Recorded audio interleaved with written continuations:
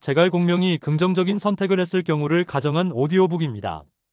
기존 삼국지의 역사적 흐름을 유지하되 제갈공명이 더 빠르고 실용적인 결정을 내린다는 가정으로 이야기를 전개하겠습니다. 조조를 잡을 기회, 동맹은 먼저 맺는다. 200년 적벽 대전 직전, 유비는 조조에게 쫓기고 손권은 결단을 내리지 못하고 있었다.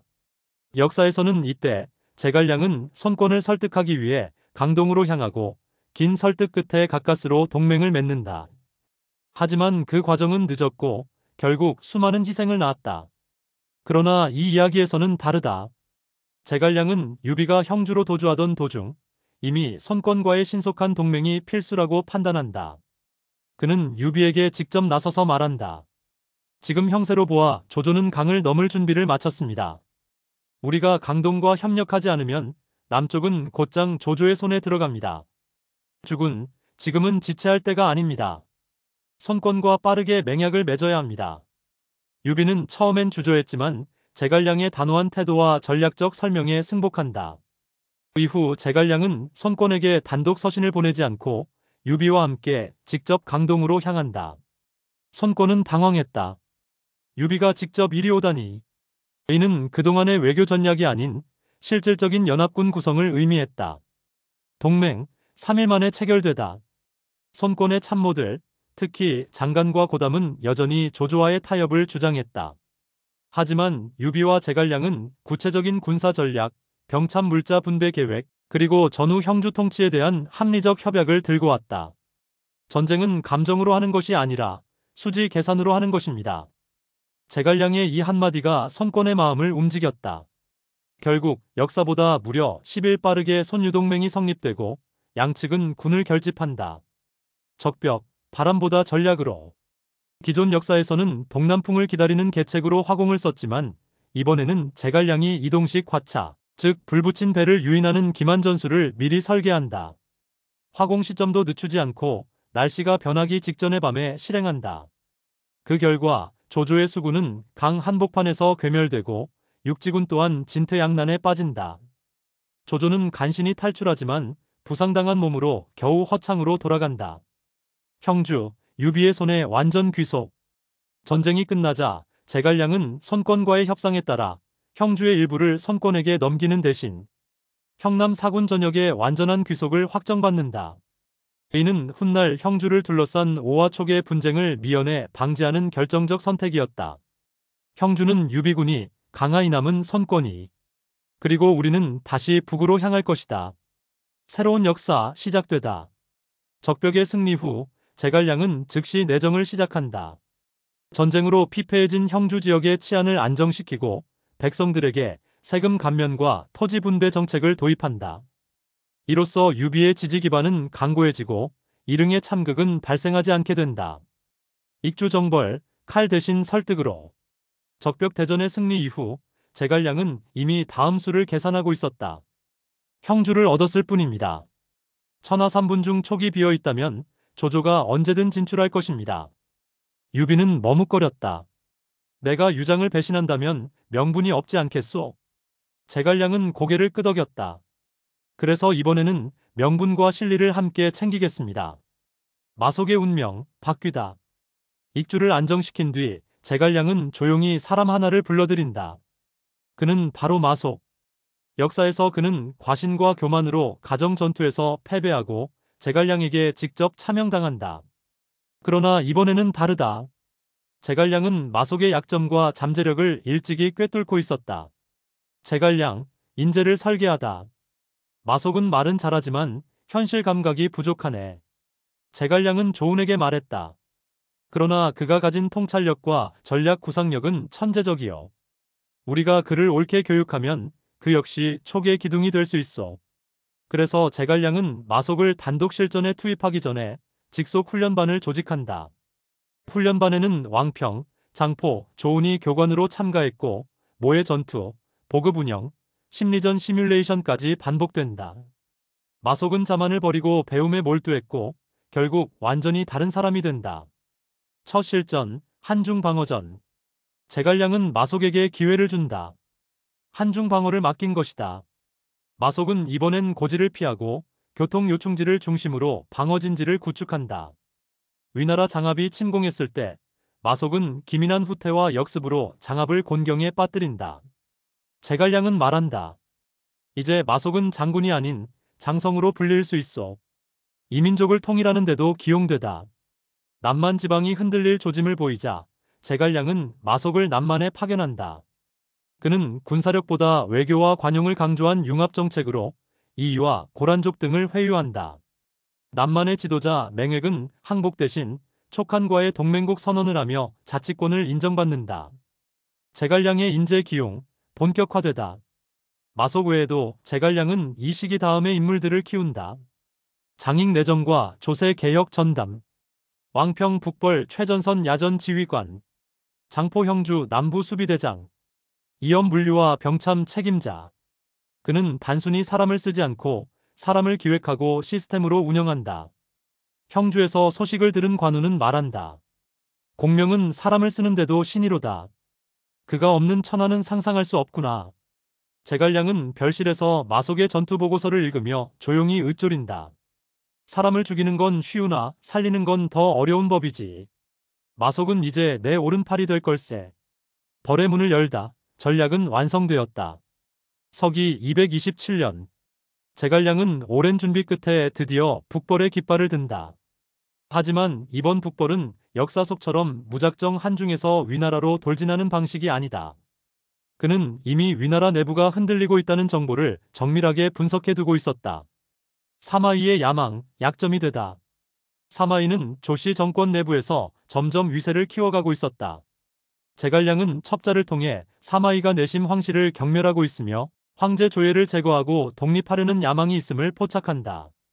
그는 그 약점을 찌르기로 결심한다. 가짜 투항문서 작전. 왕평과 장포가 위의 최전선 지역에 가짜 투항서를 유포한다. 내용은 사마이가 비밀리에 촉한과 내통하고 있다는 것이었다.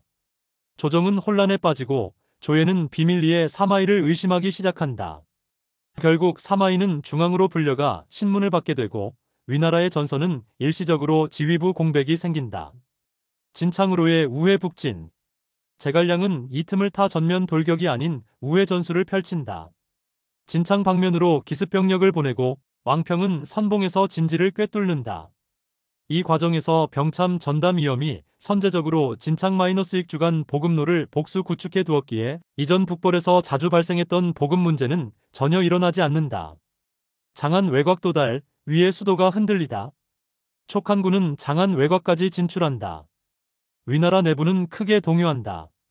사마이는 숙청 위기에 놓이고 장압은 낙양방으로 이동하느라 장안을 지킬 여력이 없다. 장안 주둔 위군은 촉한군의 명민한 외교 선전전에 흔들리며 항복을 선언한다.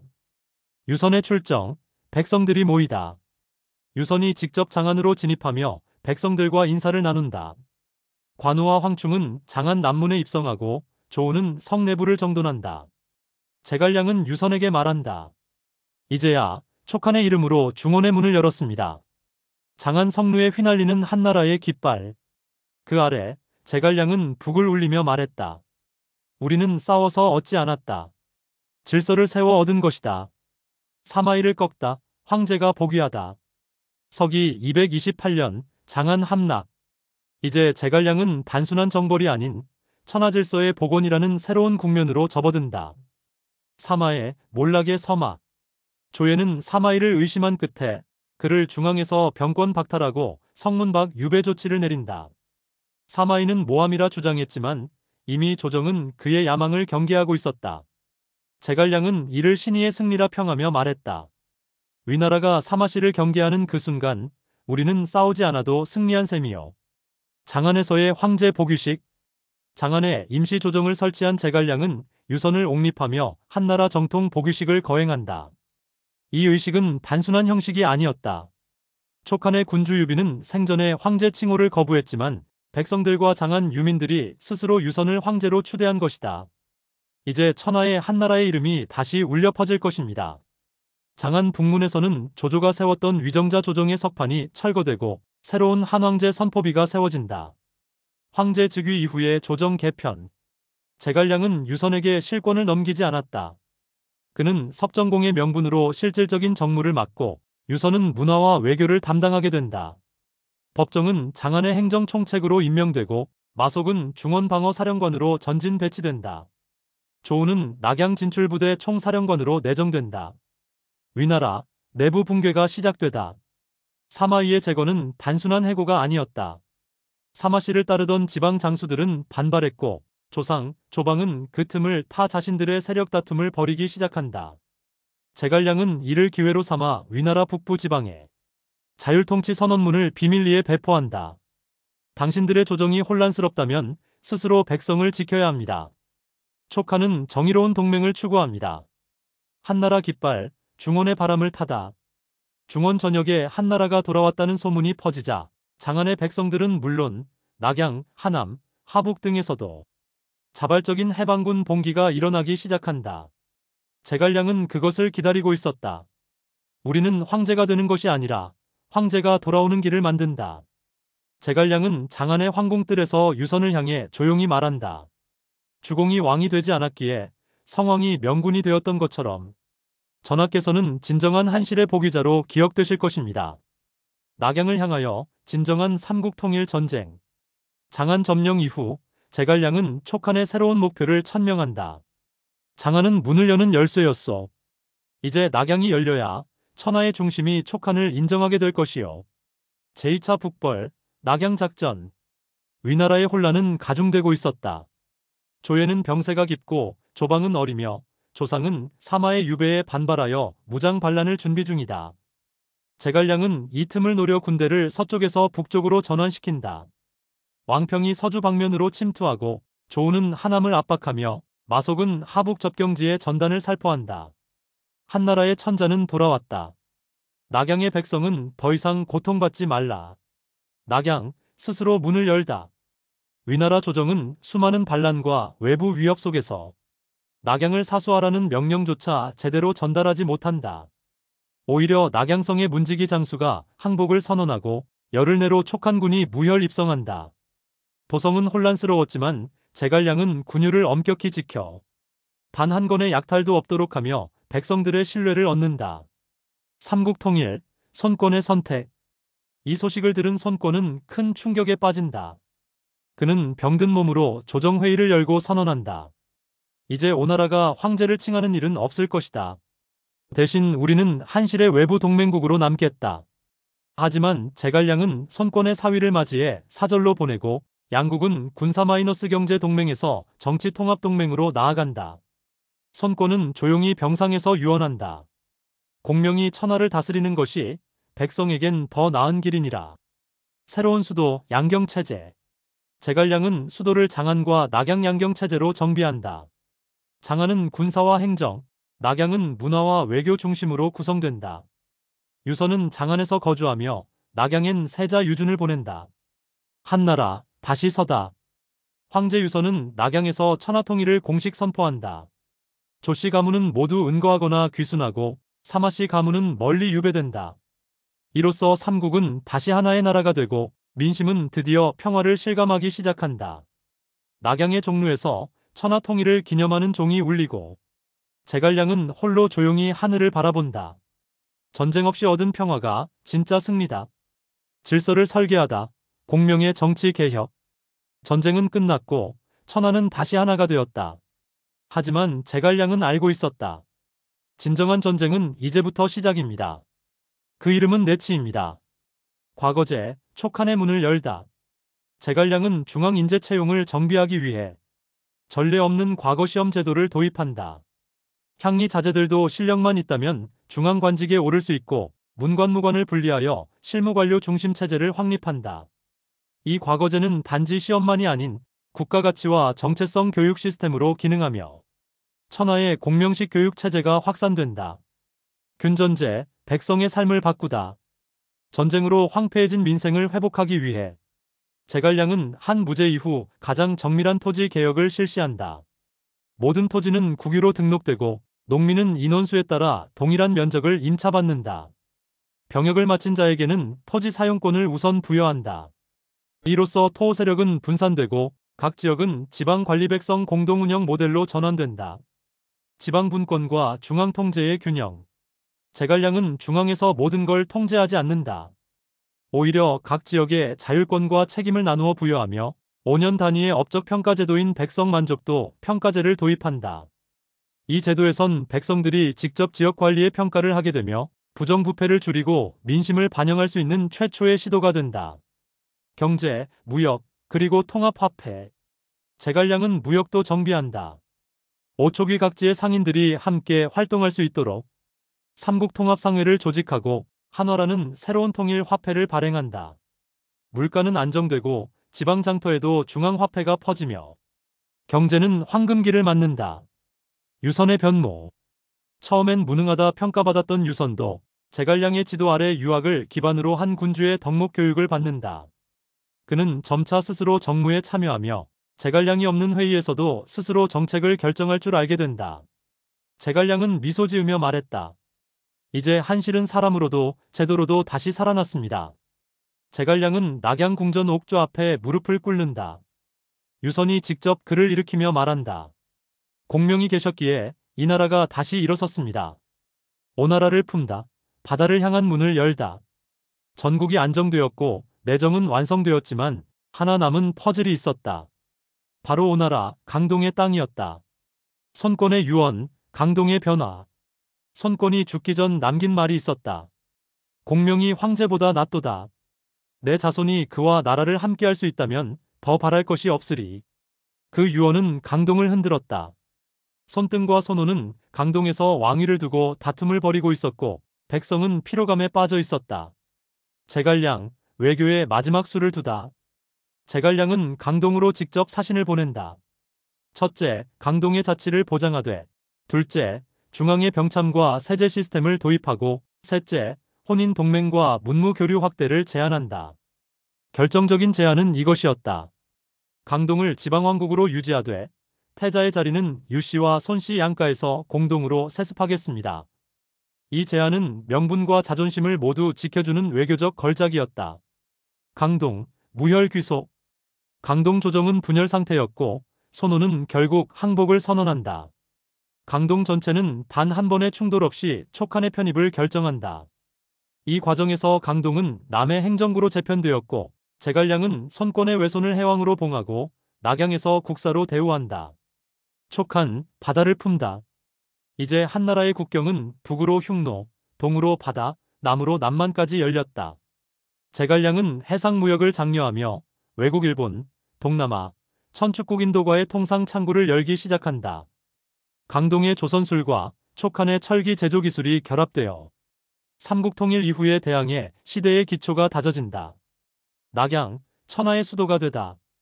강동 통합 이후 낙양에서 열린 대사면령 행사. 강동의 귀족들과 서촉의 백성들, 위나라 출신의 문관들까지 한자리에 모인다. 제갈량은 그 자리에서 선언한다. 이제 우리는 오이촉이 아닙니다. 우리는 하나의 나라, 백성의 나라, 한실의 나라입니다. 유선은 제갈량에게 말한다. 이 나라가 진정으로 완성된 날이 오늘이요.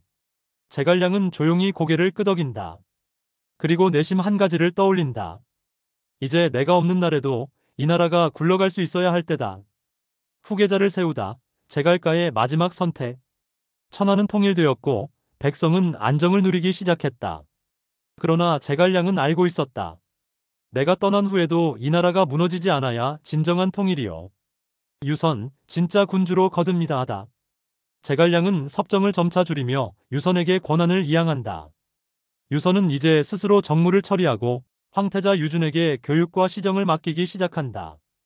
유선은 더 이상 무능한 인형이 아니었다. 제갈량은 조용히 미소 지으며 속으로 말한다. 이제 천하를 맡겨도 되겠군. 제갈감은 권좌에서 물러나다. 백성들은 제갈량의 아들 제갈첨이 아버지를 이어야 한다고 믿었지만 제갈량은 단호하게 거절한다. 제갈가는 천하를 구하기 위해 권좌에 올랐습니다. 그러나 이제 권좌에 머물 이유가 없어.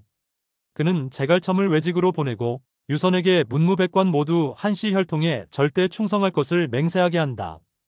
이 결단은 제갈량의 명예를 지키면서도 왕실의 정통성을 완전히 회복시킨 결정적 순간이었다. 세제와 법령의 마무리.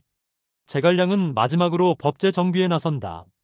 3년마다 백성 실태 조사를 진행하는 민사록제 도입, 군사조직의 상비군 체계 전환, 고위 관료의 재산 및 행동 보고 시스템. 이 모든 것은 제갈법으로 통합되고 훗날까지 천하의 기준이자 모범으로 전해지게 된다. 백성의 축제, 공명을 기리다. 낙양에선 제갈량을 위한 축제가 열렸다. 그는 공식적으로 은퇴를 선언하고 장안 외곽의 정원에서 여생을 보내기로 한다. 수만 명의 백성들이 그의 마차 앞에 모여 외친다. 공명이 천하를 살렸습니다. 제갈량은 정원에서 책을 읽다가 마지막으로 자신이 만든 법전을 조용히 덮는다. 이제 나는 쓸모없는 사람이 되었소. 그래서 드디어 평온합니다. 공명이 떠난 날 천하는 울었다. 서기 234년 가을, 낙양과 장안에 동시에 흰 깃발이 걸렸다. 제갈공명, 한실의 충신이자 촉한의 재상, 백성의 스승이 마침내 눈을 감았다. 마지막 순간 조용히 떠나다. 장안 외곽의 작은 정원. 제갈량은 햇살이 드는 마루에서 유선과 제갈첨에게 조용히 유언을 남겼다. 정치는 기술이 아닙니다. 사랑하는 마음이 없으면 결국 칼이 됩니다. 이제 나는 필요 없소. 더 이상 나 같은 사람이 나라를 움직여선 안 돼요. 그날 밤 제갈량은 편히 숨을 거뒀다. 향년 54세. 유선의 눈물, 그리고 단호한 명령. 제갈량의 죽음 앞에서 유선은 누구보다 먼저 통곡했다. 그러나 그는 왕으로서 결단했다. 공명의 유지는 이 나라의 영원한 법이 될 것이다. 그 누구도 그 뜻을 거슬러선 안 된다. 그는 장례식장을 낙양 중심에서 치르지 않고 공명의 소원대로 장안 외곽의 정원에 조용히 묻히게 한다. 백성들의 장례식. 장례 당일 수만 명의 백성들이 몰려와 자발적으로 백성의 곡을 울렸다. 장터, 관청, 농가, 선비들 모두가 흰옷을 입고 제갈량의 위패 앞에 절했다. 한 나라를 만든 이가 왕도 아닌 이였다니. 사람들은 그렇게 중얼거렸다. 제갈가, 정계를 떠나다. 제갈첨은 조용히 은거했고 제갈량의 형 제갈근은 강동에서 유학을 펼쳤다. 그의 자손들은 무관, 외교관, 학자로 흩어졌고 정치는 다시 왕실의 것이다라는 가르침을 이어갔다. 그의 이름은 역사 속으로. 유서는 제갈량을 충무공에 봉하고 그가 만든 법전은 공명율로 개명되어 천년 가까이 후대에 전해지게 된다. 낙양의 국립학교는 그를 스승으로 삼았고 강동에서는 매년 공명제를 열어 백성들의 치적을 나눴다. 비오는 낙양. 공명의 무덤 앞에서 한 소년이 묻는다. 정말로 저분이 나라를 만든 거예요? 노승이 대답한다. 저분은 나라를 만든 것이 아니라 백성의 희망을 만든 것이지. 긍정의 선택이 바꾼 역사. 제갈량이 만일 모든 순간에서 최선의 결정을 했더라면 우리는 이렇게 다른 삼국지를 만났을지도 모른다. 싸우기보단 설득하고 벌하기보단 살리며 자리를 지키기보다 떠날 줄 알았던 영웅. 그는 황제가 아니었지만 모두가 인정한 진짜 천하의 주인이었다.